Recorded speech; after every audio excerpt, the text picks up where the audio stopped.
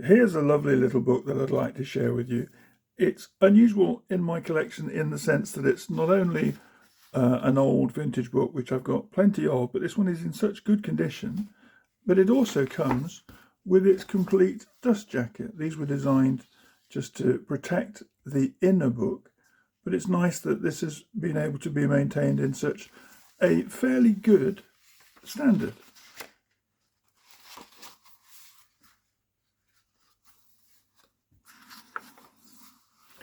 So this is the story of Charles II. It's an adventure from history, a Ladybird book, and it's in series 561. Let me just straighten that dust jacket. Okay. So let's read from this. First published 1960 by Wills and Hepworth Limited. The story of Charles II. When a king of England dies, the next in succession to the throne becomes at once the reigning sovereign. This is what we mean when we say the king is dead, long live the king. When Charles I was executed in 1649, his son became Charles II. Although he was the rightful king of England, Charles II was not in a position to rule the country. In the civil war between his father, King Charles I, and the Parliament, the king had been defeated and England was governed by a body of men known as Puritans, whose leader was named Oliver Cromwell. Charles II fled first to France and then to Scotland, where, as the grandson of the Scottish King James VI, he was crowned. He was now King of Scotland, but his intention was to return to England with an army of Scottish soldiers and to regain the English throne, which his father had lost. Oliver Cromwell knew that Charles was preparing an army to invade England.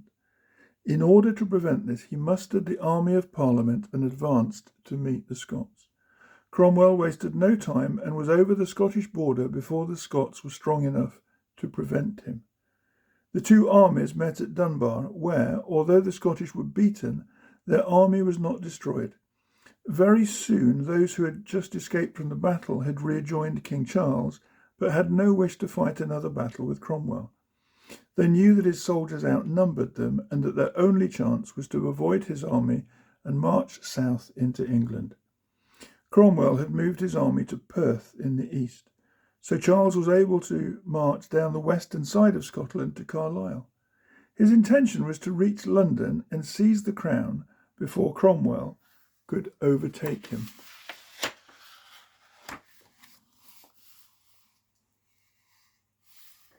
Cromwell quickly learned of the king's intentions. Immediately he gave orders to his army and set off in pursuit.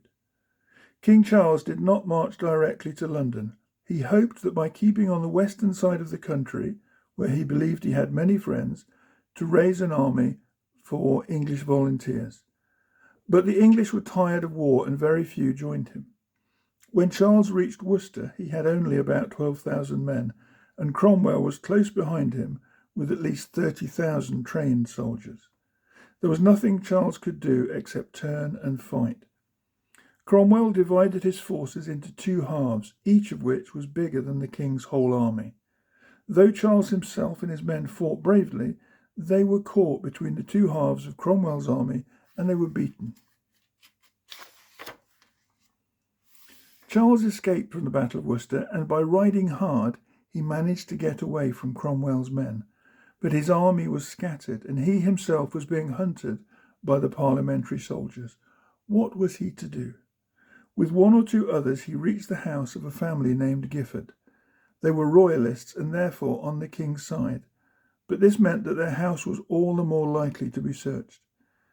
It was therefore decided that King Charles must try to get to the coast and escape to France.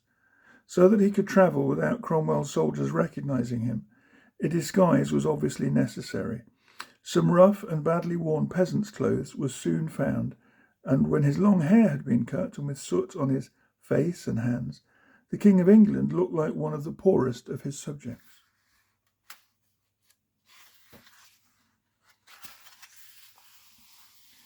It was just as well that Charles had disguised himself so thoroughly. The whole countryside was full of Cromwell's men searching for him, and he had many narrow escapes from capture.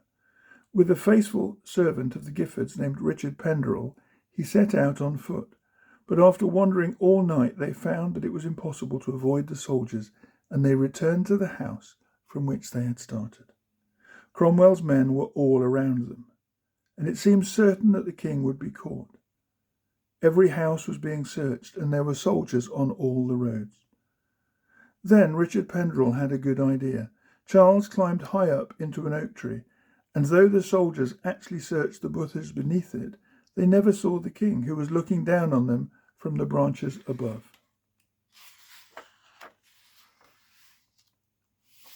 Charles could not remain forever disguised as a peasant hiding in oak trees. It was necessary that he should get out of the country. But how? The king was a very tall man, and even in disguise it was not possible to conceal his height. So it was decided that he must ride on horseback to Bristol, and there try to get a ship to take him to France. In those days it was quite usual for young ladies to ride on a pillion seat behind the saddle of a manservant. Charles, riding alone, might be suspected, but dressed as a servant with a young lady behind him, he might pass without notice. So the King of England rode away for Bristol with a young lady named Mistress Lane behind him. And though in one village they rode right through a party of Cromwell's soldiers, they were never stopped or questioned.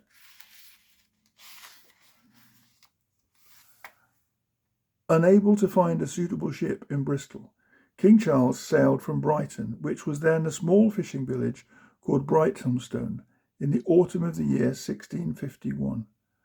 For a time he remained in France, but Cromwell thought that this was too close to England. It would be easy for the king to cross 20 miles of the English Channel and again try to regain the crown. So Cromwell persuaded the French king to send Charles away. First he went to Germany, and later he lived in Bruges or Brussels, but always he kept alive the hope that one day he would be able to return to England. Charles was not able to live richly in kingly style. He was very poor, and afterwards he used to look back with amusement on the time when he even had to do his own cooking.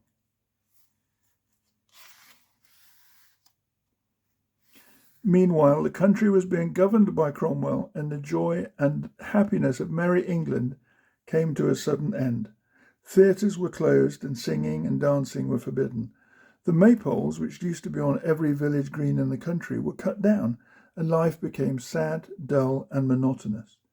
One of the greatest Englishmen of all time has written, "To the mass of the nation, the rule of Cromwell manifested itself in the form of numberless and miserable petty tyrannies, and thus became hated as no government has ever been hated in England before or since."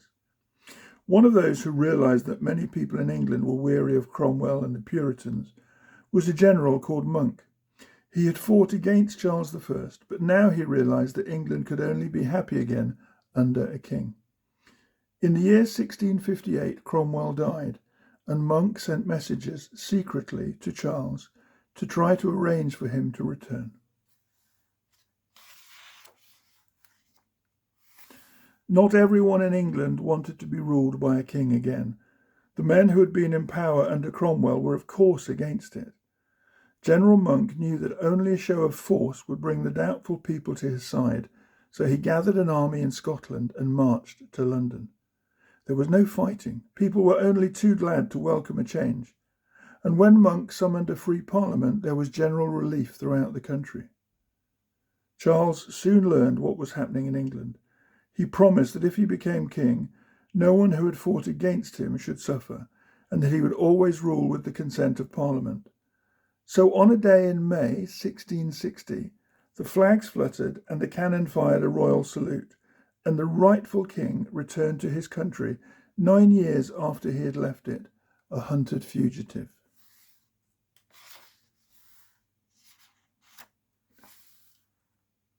The king's triumphal journey from Dover was a success. There had been no rejoicing in England for so long that it was as though a great flood of happiness had been suddenly released. In London, the narrow streets were crowded with men, women, and children come to welcome the king.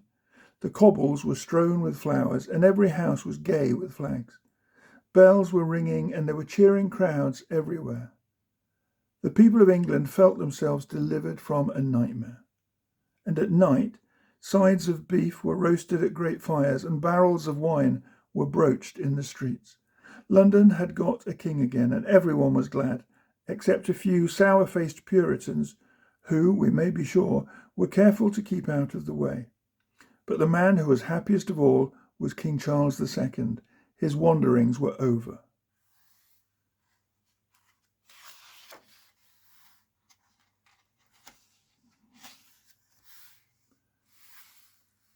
Although the people were glad, in the words of a song which everyone was singing, to see the king enjoy his own again, they took care to ensure that there should be no more fighting in England. One way of doing this was to see that there was no large regular army which the king might use to force unpopular laws on the country. So the soldiers who had fought in the Civil War were paid off, and within a year all had returned to civil life. An exception was, however, made in the case of one regiment. These were the soldiers who had marched with General Monk from Scotland, and who had played such a large part in bringing the king back to England. This regiment remains today, the Coldstream Guards, so called because it was at the village of Coldstream that they crossed the River Tweed on their famous march to London.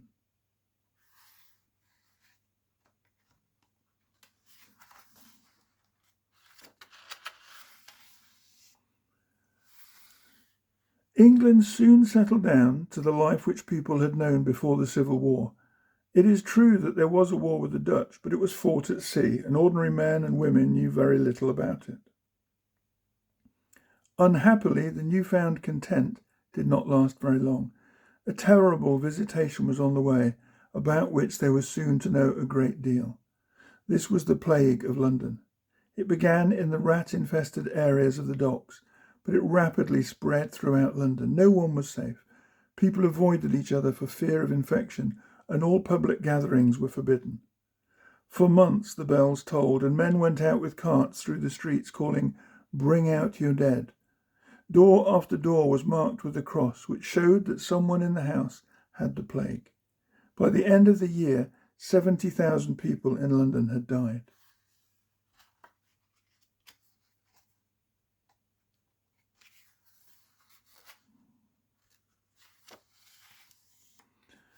The plague of London lasted for a year.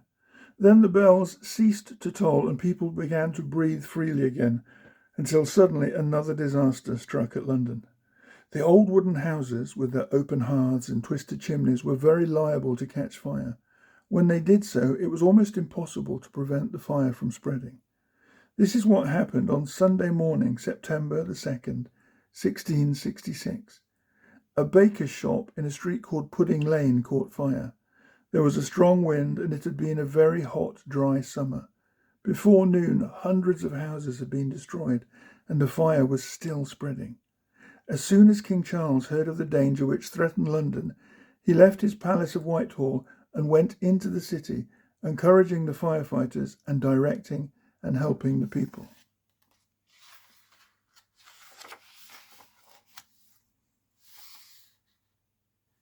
It was soon obvious that unless something drastic was done, London would be entirely destroyed. The streets were very narrow and the houses were built of wood, very close together. When one house caught fire, it was certain that the fire would spread to the next one. So orders were given that whole streets were to be pulled down or blown up with gunpowder to make wide gaps across which the fire could not spread. In those days, there were no fire engines to go dashing through the streets the moment a fire broke out. Hundreds of sailors were hurriedly brought from the ships on the Thames, and soon they were breaking down the wooden houses with axes and ropes. Others were fighting the fire by forming chains of men, passing leather buckets of water from one to another. All their efforts had little effect, and by the time the fire had burnt itself out, a third of London was in ruins.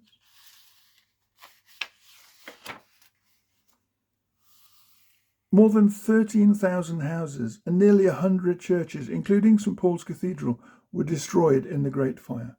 Hundreds of shops and warehouses, with all the goods which they contained, were burnt.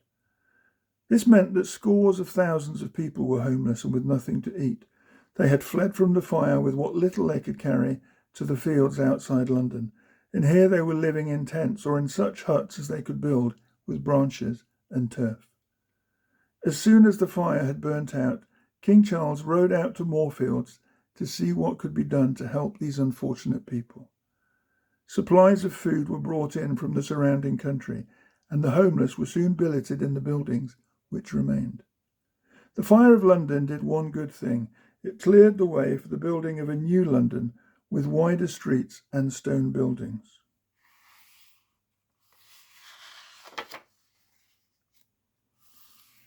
The Plague of London and the Great Fire were not the only disasters which England suffered in the early years of the reign of Charles II. At that time we were at war with Holland, and there were many fierce battles between the Dutch and English ships. Shortly before the outbreak of the fire in London, the two fleets had met in the English Channel, and the battle lasted 4 days. The cannonade was so fierce that the sound of it was heard in London, and finally the Dutch Admiral de Ruyter won the battle, and the English ships retreated up the Thames. Worse was to follow. The next year, while the English people were still weakened by the plague and the Great Fire, another Dutch admiral, de Witt, sailed up the river and broke through the great boom which guarded Chatham Harbour. The English were taken by surprise, and de Witt not only burnt 4 of our ships, but towed away the great English ship of the Lion, the Royal Charles.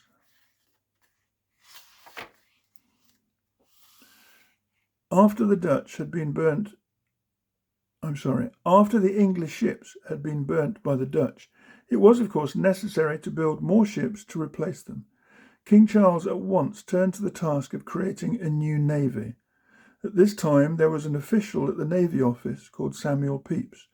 We know a great deal about him because he kept a very famous diary in which he tells us how he and the king planned the new ships.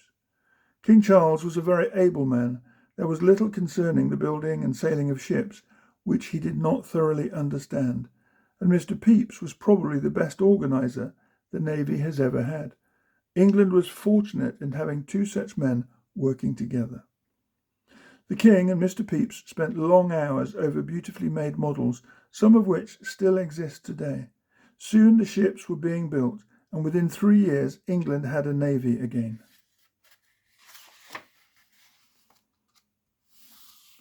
It was during the reign of Charles II, 5 years after the Great Fire, that something very extraordinary happened. The crown of England was stolen. The crown jewels were kept then, as they are still kept today, strongly guarded in the Tower of London. There is probably nothing in the whole country more difficult to steal. This did not prevent a man called Colonel Blood from deciding to try. He dressed himself as a clergyman and managed to become very friendly with the keeper of the crown jewels, whose name was Edwards. Mr. Edwards and his wife and daughter were completely deceived, and when the friendly clergyman said that he had a rich nephew who would like to marry the daughter, they were very pleased indeed. So Colonel Blood brought his nephew to call on them, and whilst they were there, asked Mr. Edwards to show them the crown jewels. Then, suddenly, they seized him, tied him up, and made off with the crown. Fortunately, they were stopped before they got out of the tower.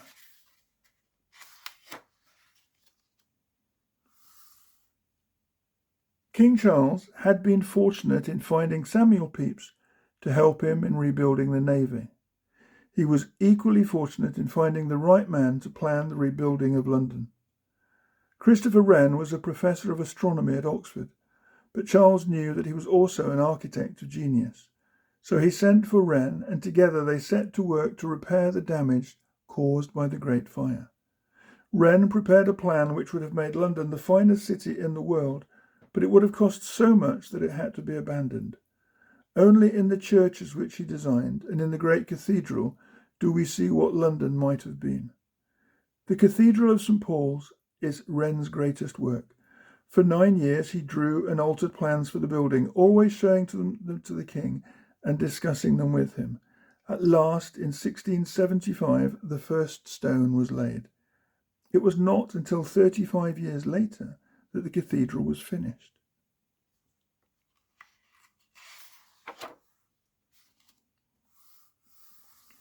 There is another famous building built by Christopher Wren. This is the Royal Hospital, Chelsea. The Chelsea Hospital was founded by Charles II, but is not what we today call a hospital. It is a home for old soldiers, and those who live in it wear a special uniform, a long red coat and a particular kind of black hat. They are known as Chelsea pensioners, and they can be seen going about London today, still wearing a uniform designed nearly 300 years ago. There is a story that Charles founded Chelsea Hospital because Nell Gwynn, a famous actress at that time, told the king that it was a shame to let old soldiers starve. Whether this story is true or not, the hospital was not completed until 1692, 7 years after the king's death. It was such actions as this which made Charles popular with the people.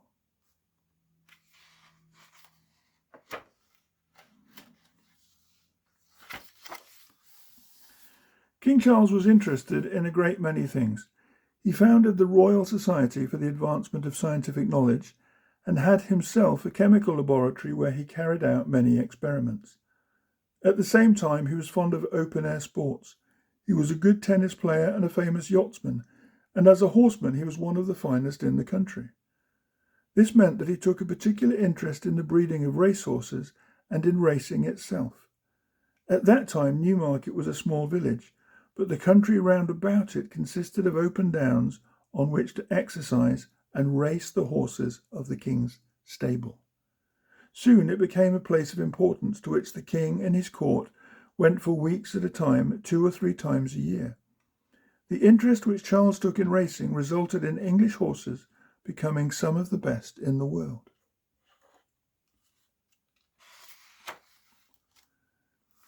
Although Charles was a popular king, liked by the people as a whole, this country was not always peaceful during his reign. It was a time when there was much bitterness about religion. Though both were Christians, Protestants and Catholics belonged to different churches and hated each other. King Charles' younger brother James was a Catholic. Charles was a Protestant. The Protestants wanted to make sure that James would never be king, and in order to prevent this happening, they pretended that the Catholics were plotting to kill Charles. The Protestants were led by the Earl of Shaftesbury, and one night they swarmed into the courtyard of the palace. It was a very noisy, rough and dangerous mob, but Charles went out onto the balcony to quieten them. James was afraid that in the excitement someone might shoot at the king, but Charles said, "Have no fear, James. No one will ever kill me to make you king."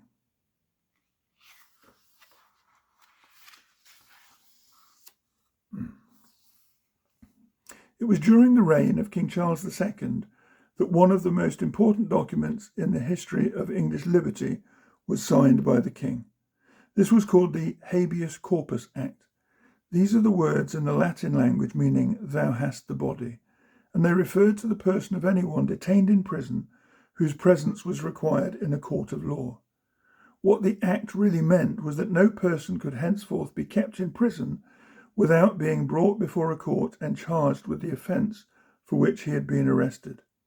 This act is still important today, but it was even more important in 1679 when it was first passed. In those days, men were frequently thrown into prison because they had annoyed someone in authority or because some enemy had accused them of crimes which they had not committed.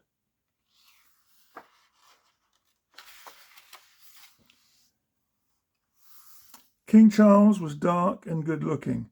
What was more important, he was a very friendly man. He liked to stroll about London or Newmarket without ceremony and talk to people, rich and poor alike. As he was quick-witted and amusing as well as clever, those with whom he talked never forgot their conversation with the king. But what perhaps made him most popular was that he was gay. The people of England were so weary of the joyless life they had been forced to live under Cromwell that a king who loved music and singing and dancing and all gay and happy things was certain to be liked. That is why King Charles II was known as the Merry Monarch. And that is my Ladybird book, a nice quality one, the story of Charles II, an adventure from history.